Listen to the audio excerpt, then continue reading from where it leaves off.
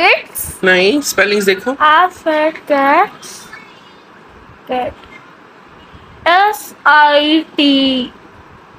S test. नहीं बेटा, SIT क्या बनेगा? SIT sits. हाँ, sits. A fat cat sits on a green STOOL stool. stool. ठीक है, अब मुझे इसको बताओ, उर्दू में बताओ, उन्होंने क्या बताया आपको? स्टूल को उर्दू में क्या? नहीं नहीं, पूरा सेंटेंस बताओ कि वो क्या बता रहे हैं, सेंटेंस में क्या हुआ है। Sat a fat cat. मतलब उर्दू में बताओ ना मुझे। On a green stool. बस बस, अब मुझे उर्दू में बताओ उन्होंने क्या बताया है। फैट कैट मतलब? फैट का मतलब बता सकते हैं? मोटी।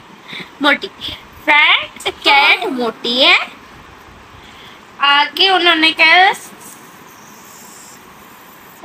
सिट्स सिट्स यानी कि कैट। सिट का मतलब? कैट बैठती है। बैठती है कहाँ? स्टूल पे। कौन से कलर का स्टूल था? ग्रीन। ठीक है, अब उर्दू में दोबारा मुझे सारी बात बताओ। ऑन आ ग्रीन स्टूल था।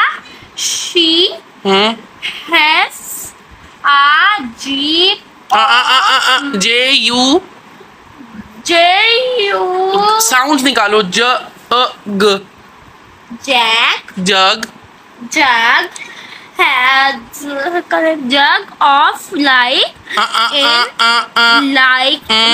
milk and her अच्छा hand।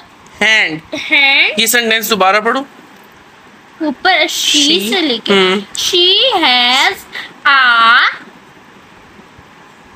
JU क्या कहते हैं? क्या इसे कहते हैं? साउंड्स निकालो।